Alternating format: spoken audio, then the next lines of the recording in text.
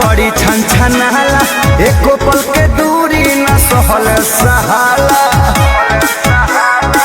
ए होला जब पसेना त बड़ी छन छनाला, एको पल के दूरी न सहल सहाला। अइनी बधारावा से सुना गेहूं काट के, हवाया बलमुआ बोलान कर चाट के, हवाया बलमुआ बोलान कर चाट के, हवाया बलमुआ बोलान कर चाट के, हवाया बलमुआ बोलान कर चाट के।